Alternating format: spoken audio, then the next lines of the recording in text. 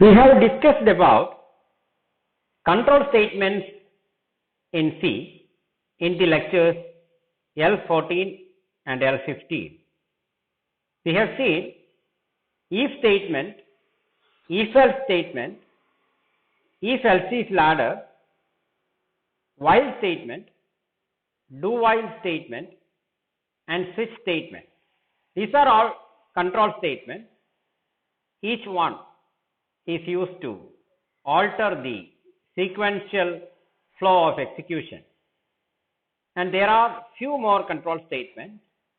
And today we are going to see an iterative statement which is called for statement. So the topic for today is for statement, which is an iterative statement or which is a statement for iterative execution. So these are the various control statements allowed in the C programming language. Basically, control statements are grouped into selective execution, where you have if else, and switch, which allows you to select a statement to be executed from a group of statements. Then you have iterative execution, in which case you can execute a statement or a statement block repeatedly, and there are three such statements permitted in the C programming language: while, do while, these are already discussed, and for. For is what we are going to see today. So among the selective execution and iterative execution, we have discussed every statement other than the for statement in the lectures L14 and L15. I hope you remember those statements. Otherwise, please go and watch L14 and L15. And the topic for today is for statement, and we shall see all these statements for implementing jump in the next class, which is L22. So the topic for today is for statement, which is for iterative execution. We can try to understand what a for statement is, or why you need a for statement in terms of an example. Let us look at this part of the code where I have a for statement. And in this part of the code, there are two variables, dfact and dv. Both are decimal. Maybe this is going to represent factorial, and this is a variable. Both are decimal.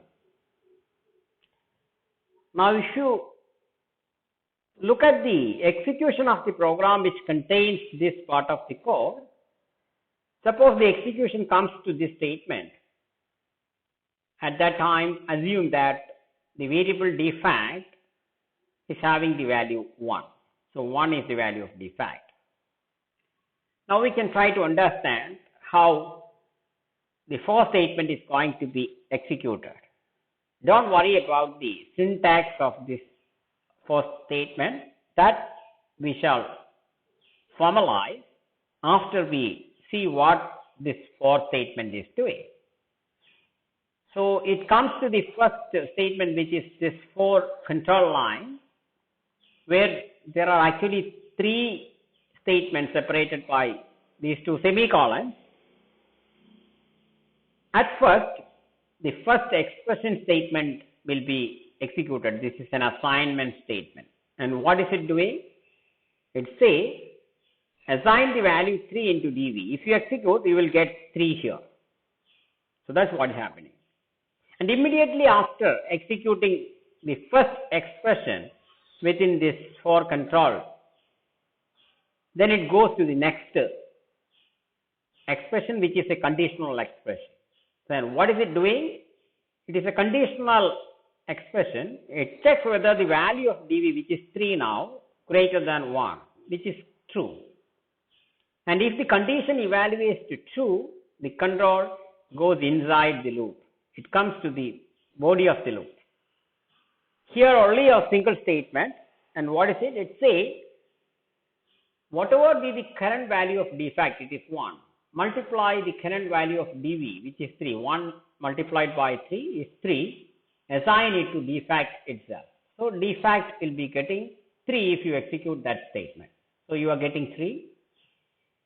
Then as in the case of the while, here after the last statement in the loop body, the control goes back to the loop again.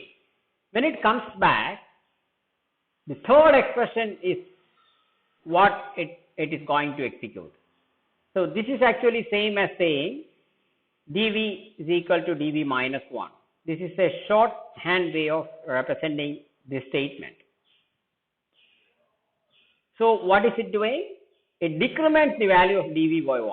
If you execute, dv becomes 2. And after this, it again goes to the condition checking.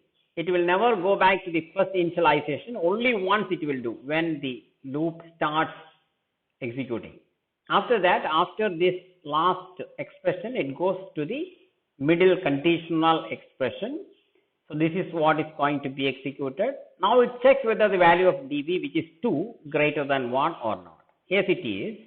2 is greater than 1. So again, the control goes inside the loop. So this is the statement to be executed. What is it doing? It multiplies defect, which is 3 now, with value of dv, which is 2. 2 into 3, 6 will be assigned to defect if you execute. Yeah. So that was the last statement in the loop body. So control goes back again. So this will get executed. So the value of dv will be decremented. So now it is 1. It goes to the condition checking. Now it checks whether the value of dv, which is 1, is greater than 1. 1 is not greater than 1. So the condition evaluates to false, and hence the loop exits. The condition evaluates to true means the control will jump to the statement which follows the loop. Okay. So I think you are getting what this is doing. Very similar to while, but the control statement is containing 3 expressions. That is the only difference. Now we can formalize.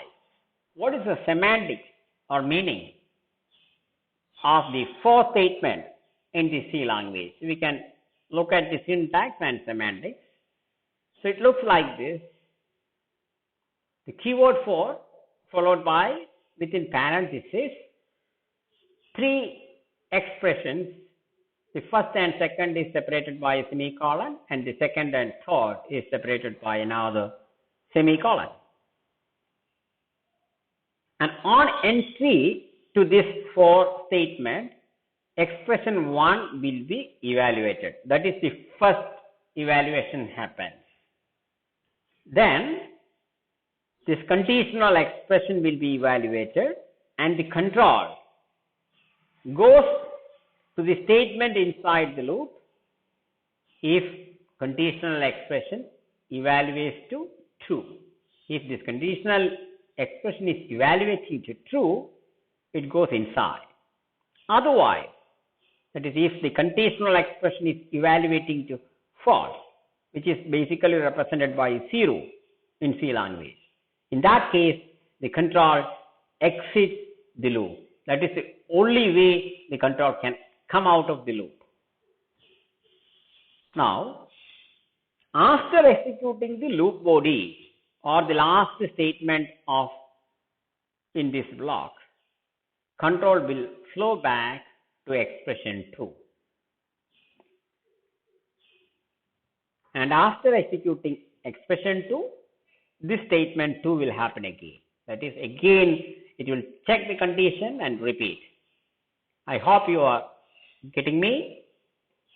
And it is very important, if you are using a for statement, to ensure that either the statement block here or this expression 2 includes an operation to eventually make the conditional expression false. If you fail to include such an operation either here or here, which will eventually make this conditional expression false, you will get into an infinite loop. So you have to be careful when you are using a for loop. Check that your loop body or this expression contains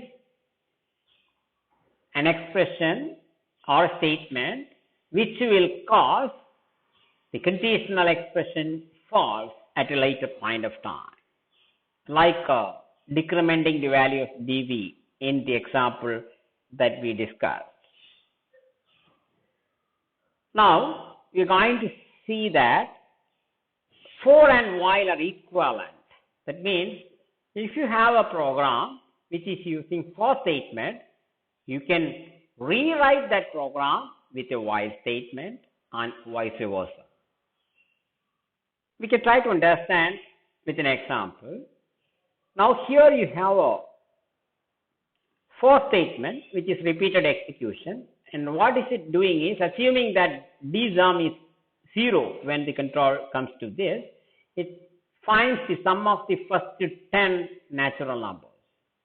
So it just adds I for all the value of I from 10 to 1, 10 down to 1. That's what it's doing.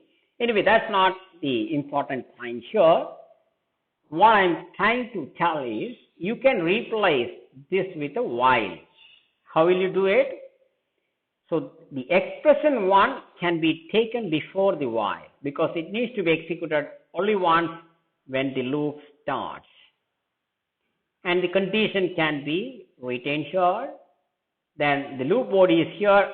Just after the loop body, as the last statement, you can move this particular expression. So that's how you can transform a for statement into a while. And the reverse direction is very easy to understand. So I'm leaving that as a homework exercise for you to see how you can convert a while into a for statement.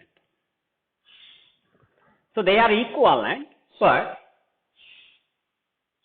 for statement is more convenient for situations like array processing. If you want to process an array, you relook at all the exercise problems with single dimensional arrays. You try to use for statement. You can see that it's more convenient. And there may be situations where while is convenient than for, and that is why there are 2 or 3 different iterative statements supported in C. And anyone can be replaced with any of the other 2. With this, we are coming to the last slide of this lecture, where I am giving you 3 exercise problems. First is the program to find the sum of the first n natural numbers. The example show first 10 natural numbers. That's only a part. Now, second exercise is to write a program to find the factorial of a number. Third one, a program to find the duplicates in an array of integers.